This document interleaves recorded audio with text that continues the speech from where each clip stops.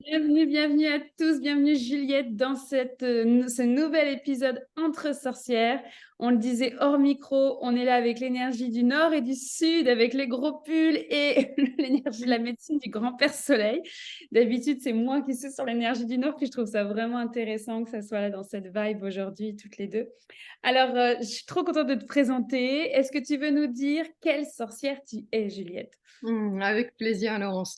Mais déjà, je suis une sorcière ravie d'être ici. Merci de m'accueillir sur tes bonnes ondes.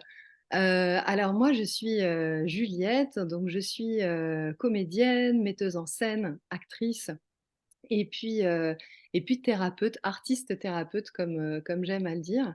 En fait, moi, ma sorcière, la sorcière en moi, c'est ma puissance de vie, c'est ma puissance intérieure que je, mmh, que j'ai besoin en fait, de recontacter, enfin voilà, chaque jour et qui m'amène en fait une joie, une envie de partage, voilà. Donc j'adore évidemment en tant que comédienne, en tant qu'actrice, j'adore les histoires, j'adore les récits, les contes, les histoires de vie. J'adore les moments au coin du feu. Là, tu parlais de l'énergie du Nord. Il y a vraiment, ouais, ouais, il y a vraiment cette dimension de Dieu qui brille en écoutant une histoire, Dieu qui brille, de corps qui dansent, de corps qui chantent. Voilà, ça, ça fait partie de moi. Donc, la sorcière du théâtre qui est allée vers la thérapie artistique. Moi, j'ai hâte qu'on défile, en fait. J'ai plus envie de te demander, mais déjà, comment tu es arrivée tu sais, sur le devant de la scène, en fait? Parce que tu vois, dans ce cheminement de sorcière, c'est pas toujours facile hein, d'aller en avant de la scène, d'être devant ce public et d'oser, d'avoir le courage d'être là. Donc, comment ça s'est passé pour toi? Bah, en fait, j'ai envie d'inviter, de parler de ma petite fille, la petite fille que j'étais et puis, finalement qui est toujours là parce que je la chéris, en fait, cette petite fille intérieure. Moi, j'ai été très, donc j'ai grandi à la campagne, en Picardie, en France. Et en fait, j'étais toujours très assez solitaire finalement. On était dans un tout petit village, on n'était que trois au CM2, donc c'est quand même assez drôle. Et en fait, j'étais toujours intéressée par. J'avais donc j'allais au catéchisme. On avait le catéchisme dans un espèce de lieu de nature incroyable, une sorte de château hanté qui ouvrait uniquement pendant l'heure du caté le mercredi après-midi. Et j'avais comme ça cette espèce d'appel vers un invisible, à la fois vers la nature, vers une force en fait que j'appelais et à la fois, pour l'instant, je connaissais, la force du Père Noël comme comme histoire, je connaissais la force de Dieu, mais j'avais pas envie d'aller, là-dedans en fait. Moi, je me rappelle de dire, «Ne m'appelez pas quoi, enfin, j'ai envie de vivre, j'ai envie d'avoir des enfants, j'ai envie d'avoir des amoureux, j'ai envie de mais par contre, j'avais cette espèce d'amour des histoires, je lisais énormément et cet amour de parler, de chanter. On chantait à la messe de Noël, à la famille et c'était génial, pas au niveau de la religion, mais au niveau de la communion qui existait, entre toute cette communauté et de la joie qui se partageait, voilà, c'était quelque chose qui me parlait fort et puis, en sixième, comme, voilà, on me trouvait timide. Alors ça, j'ai juste envie de faire un petit écart, une petite parenthèse. Attention aux étiquettes qu'on lance aux enfants, parce que ça les enferme et c'est pas du tout ça. Et donc moi, on me trouvait timide simplement parce que finalement, peut-être que la place de la parole, elle m'était pas assez donnée, la place à mes colères, la place à mes idées, elle était peut-être pas assez, la porte était peut-être pas assez grande ouverte et du coup, il y avait cette idée de timidité. Et donc, heureusement qu'on m'a trouvée timide quelque part, puisque du coup, on m'a dit: «Bah, Juliette, tu vas aller faire du théâtre». Et donc, j'ai découvert le théâtre en 6 et je n'ai plus arrêté. C'est-à-dire que c'est quelque chose qui est devenu dans ma vie, c'est pas juste une fois par semaine, c'est devenu plus, plus, plus. Et en fait, ça me tenait complètement. À la fois, j'avais cette espèce de peur avant d'y aller, même des fois, ma mère devait me forcer à y aller. Mais par contre, une fois que j'étais là, j'avais l'impression d'irradier, j'avais vraiment le plaisir du jeu, enfin, c'était complètement, et ça reste toujours complètement prenant, complètement galvanisant en fait. Il y avait cette espèce de puissance qu'on ressent à l'intérieur de son corps, qui est partagée, et cette espèce on est plus grand, comme si en fait notre grandeur, elle pouvait, par le jeu, hein, parce qu'à la fois ça peut être aussi plein d'humour, plein de dérision, plein d'autodérision, tout ça, mais comme si elle pouvait apparaître quoi, comme si en fait on avait le droit de s'en servir et que c'était drôle et qu'il fallait y aller. Et donc ça m'a complètement, heu, rassasiée, nourrie, stimulée, et donc c'est quelque chose que j'ai vraiment, qui m'a plus quittée. Ça a été d'ailleurs un chemin, un choix que j'ai dû vraiment affirmer quand j'ai été, jeune adulte, donc vers 22-23 ans. Parce que c'était absolument pas le chemin professionnel qui était bien vu dans la famille, et moi, je me suis aperçue que c'était quelque chose. J'ai même fait une petite dépression, à 19 ans, quand j'étais en classe préparatoire littéraire, parce que j'étais, très bonne élève au niveau scolaire, donc voilà, c'est évident, le théâtre, c'est un hobby, donc toi, tu vas faire des études de lettres, tu t'en sors bien, tout ça. Mais en fait, moi, à 19 ans, je ne me voyais pas prof, même si j'ai énormément de respect pour ce métier que j'adore. J'ai beaucoup d'amis qui sont profs, et cetera, mais je n'avais pas la vocation, j'étais pas appelée, c'était pas moi.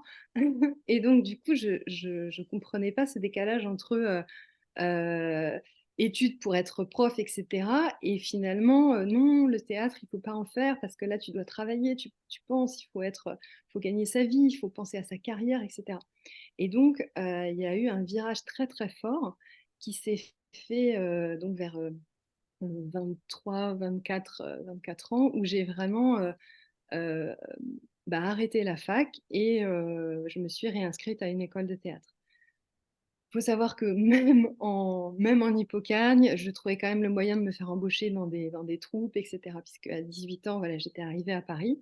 À Paris, pas juste pour faire des études de lettres, parce que, bah, voilà, c'est la ville des théâtres, il y en avait, enfin, il y en a toujours beaucoup, et cetera. Donc ça a été un choix que j'ai dû imposer à la famille. Pendant un an, en fait, on s'est pas parlé avec mes parents parce que c'était vraiment, pas possible, et puis après, bah, voilà, c'est devenu, quelque chose de moins dramatique, c'est le cas de le dire, mais plutôt quelque chose qui fait partie de mon quotidien, et donc aujourd'hui, depuis, oui, une bonne dizaine d'années, en fait, je vis vraiment de ça. C'est vraiment mon métier à part entière, dans toutes ses facettes. Et donc, du coup, ça a été un sacré cheminement de prendre ton bâton de pouvoir et de dire, voilà, moi, c'est tellement intrinsèque à ma personnalité que j'y vais, en fait. Et c'est un point commun qu'on retrouve avec beaucoup de sorcières. Mais là, j'aimerais que tu nous expliques le pont que tu as fait avec la thérapie artistique et aujourd'hui, comment ça se présente pour toi? Alors, il y a eu une étape, primordiale dans mon cheminement, c'est le moment où je suis devenue maman, donc il y a un peu plus de 11 ans maintenant. C'est-à-dire que ça a été une expérience, initiatique pour moi, comme pour beaucoup de femmes, identitaire aussi, parce que, tout d'un coup, je faisais à nouveau, de manière complètement différente, l'expérience de ma puissance, la puissance de mon corps qui va bien au-delà de ce que je pouvais, imaginer, mentaliser, et cetera. La puissance et l'intensité de ces moments, parce que, voilà, il faut une disponibilité très grande, et puis, l'irruption d'un amour, foudroyant dans ma vie. J'ai, la puissance de l'amour que je reçois, parce que je le reçois toujours, et que j'ai reçu à ce moment-là, ça m'a, pour moi, ça a été une révolution, un petit peu de la même manière que lorsque j'ai découvert le théâtre, ou quand on tombe amoureux. Enfin, c'est une chose qui est tellement forte, tellement grande, qui est pas du tout, quotidienne, et qui pourtant, nous arrive au quotidien, puisqu'on est beaucoup à être maman.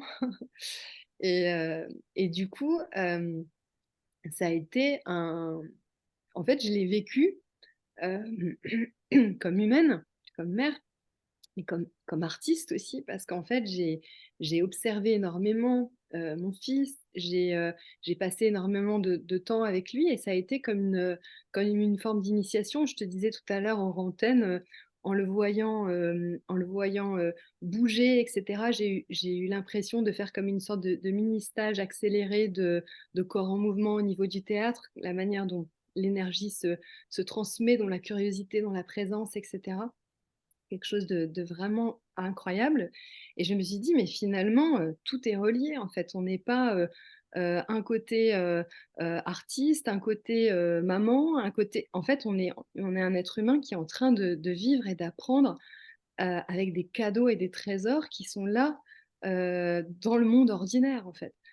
Euh, donc ça a été aussi incroyable parce que je me suis dit, mais le monde de la culture, il est beaucoup trop fermée à la vie qui est en train de... Moi, je me souviens, jeune maman, j'avais soif d'aller au théâtre, j'avais soif d'aller au cinéma, j'avais soif...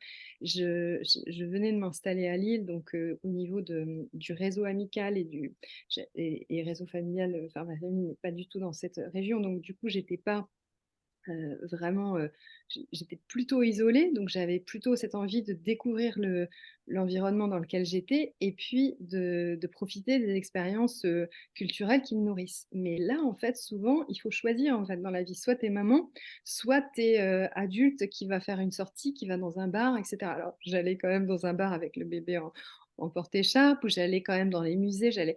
Mais j'ai pris conscience de ça et je me suis dit, mais c'est fou, finalement, on se supprime une part de puissance de vie avec justement toute la vie familiale, toute la vie des enfants, tout l'enseignement que les enfants ont à nous apporter, si vraiment on se met à les regarder, si vraiment on se met à avoir un regard qui est vraiment et empreint d'amour et non jugeant, enfin voilà, si on se met vraiment dans une position de réception et pas de moi je sais, ah oui, il en est à la face de ci, il en est à la face de ça, mais un regard beaucoup plus ouvert. Et du coup, j'ai commencé à me dire, bah, tiens, suis ton fil. Et petit à petit, bah, j'ai découvert, d'abord, ça a été la méditation, parce qu'en fait, le moment d'endormir mon fils, c'était extrêmement compliqué pour moi, parce que bah, voilà, il voulait pas que je le laisse dans son berceau, il voulait pas s'endormir, ce qui est grand classique, hein. Et du coup, je me suis aperçue que moi, quand j'étais vraiment, vraiment, vraiment calme, zen, ancré, euh, eh bien, en fait, lui, il arrivait à s'apaiser et il se détendait. Et du coup, à ce moment-là, je pouvais le déposer dans son lit et passer ce qui me restait de soirée après. Et du coup, je me suis mise à adorer en fait ces moments-là, alors qu'avant c'était quand même la mission d'aller d'aller l'endormir. Et du coup, j'ai découvert en fait la méditation. Donc après, je me suis mise à lire, je me suis mise à pratiquer. J'ai fait un stage MBSR là à Lille qui venait de s'ouvrir. J'ai trouvé rapidement quelqu'un. Et puis après, j'ai tiré le fil. Donc ça a été euh, un petit peu de Qigong. Ça m'a beaucoup apporté, mais ça résonnait pas suffisamment, donc j'ai continué. Et ça a été petit à petit, en fait, une découverte au niveau du massage. Et donc, je me suis formée à la réflexologie plantaire. euh, et je me suis aperçue que de recevoir et de donner un massage, en fait, c'était quelque chose qui était, bah, voilà, pour toute personne qui a déjà reçu un massage, ou évidemment, et un massage en réflexologie plantaire, c'est extrêmement fort. Enfin, je trouve ça vraiment c'est un outil absolument magique qui permet d'harmoniser beaucoup de choses. Et puis la zone des pieds, c'est aussi toute la zone de l'inconscient, toute notre zone d'ancrage. Donc, donc ça a été comme ça la découverte de cet outil. Et je me suis dit, c'est impossible de simplement le laisser en hobby. Un peu pareil que pour le théâtre, quand que je découvre quelque chose, voilà, j'ai envie de l'ancrer, j'ai envie de pratiquer, j'ai envie d'échanger. Donc, de fil en aiguille, en fait, j'ai ouvert mon cabinet au sortir de l'école. Donc, c'était juste au moment du début du confinement. Donc, autant dire que c'était pas forcément la meilleure période, mais je me suis dit, c'est pas grave, c'est maintenant. Et j'ai eu comme ça un nom qui est arrivé parce que je voulais pas appeler cette activité simplement par mon nom. Je me suis dit, qu'est-ce que j'ai envie d'offrir? Et en fait, il y a le nom de Maison Orange qui est monté. Alors, j'avais envie de t'en dire un peu plus par rapport à ce nom.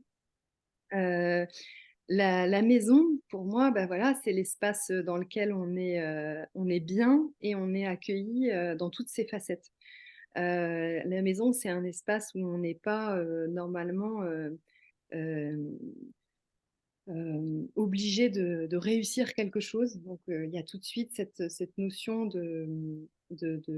voilà, c'est le lieu où on se réfugie, où on laisse aller ces tensions ou ces espèces oui, ces tensions parce qu'on doit réussir quelque chose, on doit se conformer à quelque chose. La maison, on peut venir en chaussons, on peut, voilà, tel qu'on est. Donc, j'avais envie d'offrir un espace safe, un espace sans attente à la personne qui vient me voir. Et puis, Orange, c'est vraiment. Alors, c'est marrant parce que c'est le prénom du premier personnage que j'ai joué au théâtre. Et moi, peut-être ça se voit pas beaucoup, mais voilà, j'ai quand même les cheveux roux, au beurre et tout ça. Donc, on m'a souvent dit cheveux orange, tout ça.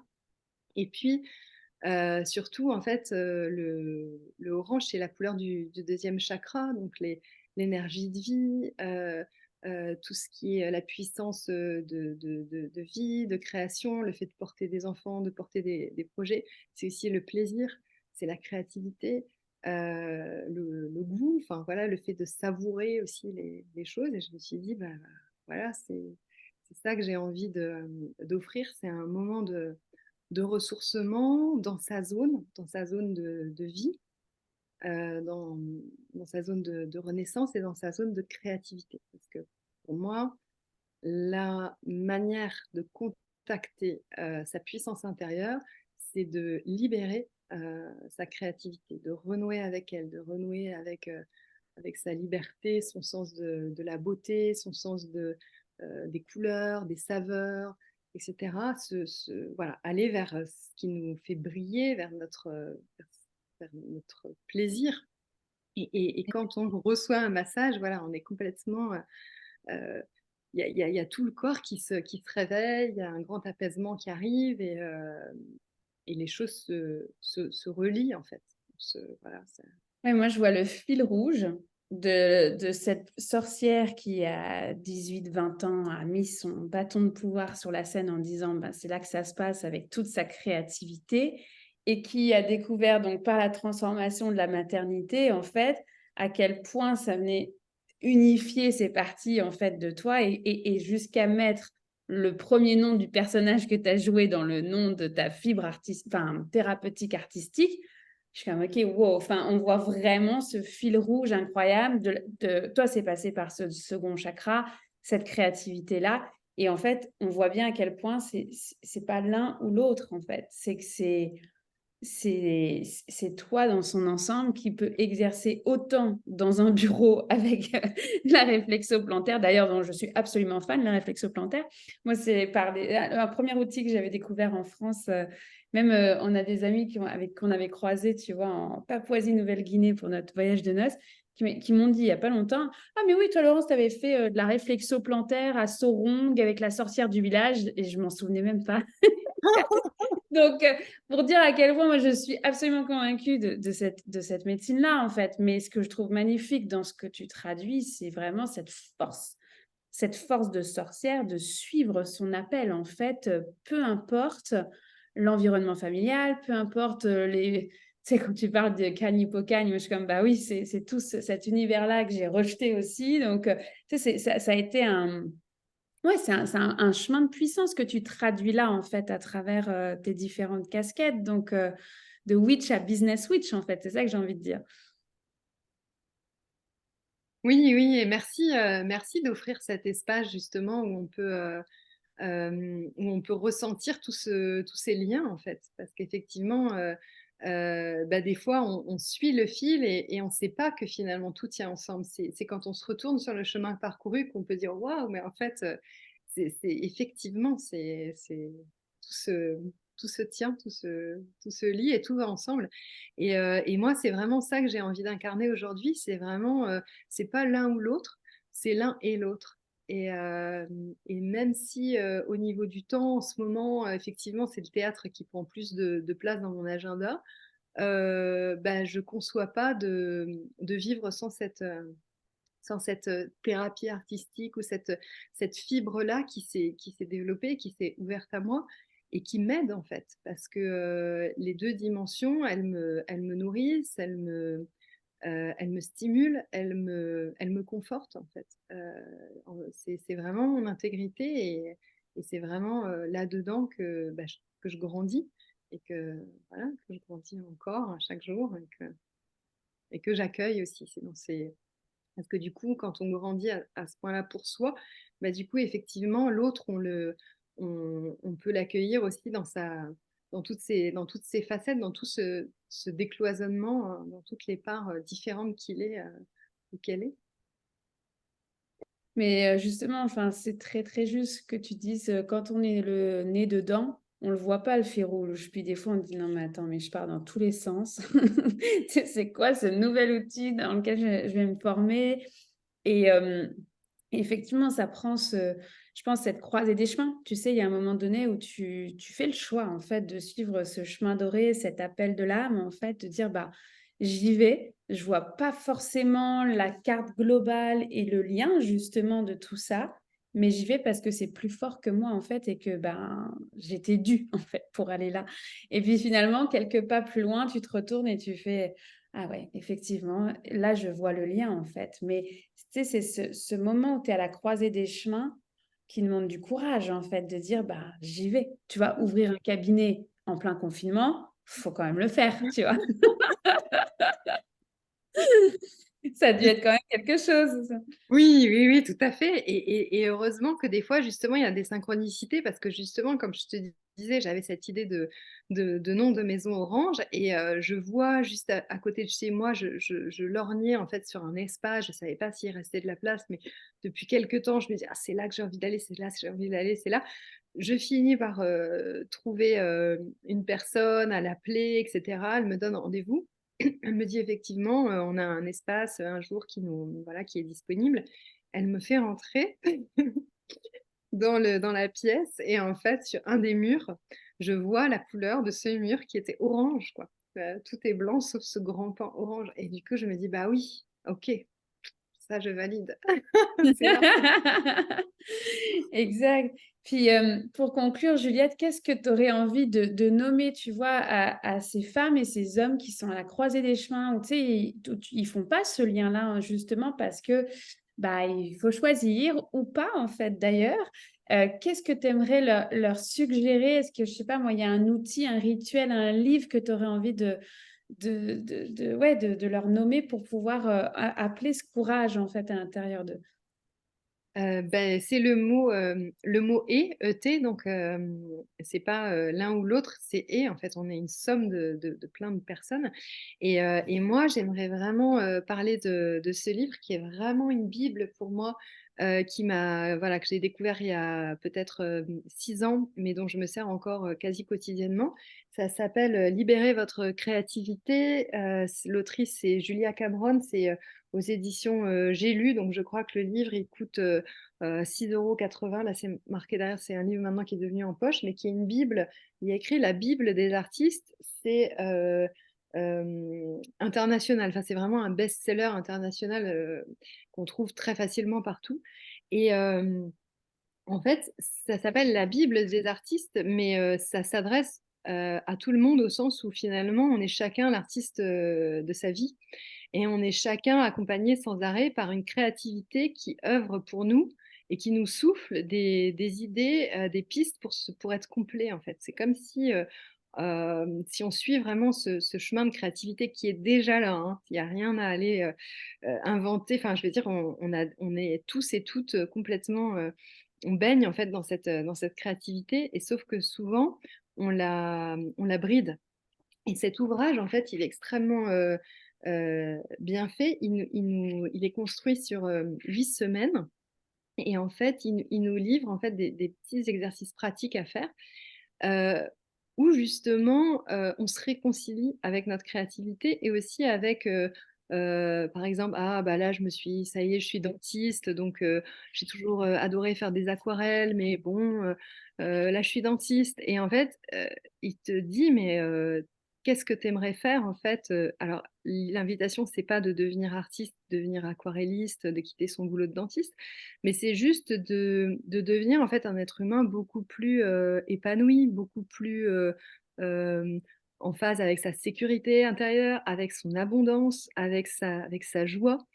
Vraiment, je conseille ce livre parce que ça, il y a un avant et un après et je l'ai énormément conseillé dans mon entourage et je continue à le faire et les gens me disent: «Mais Juliette, mais je» ils me disaient récemment: «Mais je te baise les pieds de m'avoir montré ce livre» et tout. Parce qu'en fait, c'est génial et c'est des outils extrêmement simples qui sont, faciles à mettre en place, qui sont agréables, qui sont pas coûteux. Enfin, je veux dire, il y a aucun frein à l'utilisation de ce livre, quoi et voilà. Donc c'est vraiment une manière de se réconcilier avec sa créativité et d'être plus heureux finalement de tout voilà, c'est un cadeau, c'est un bijou ce livre, et d'ailleurs elle le dit: «Partagez-le», enfin voilà et c'est voilà.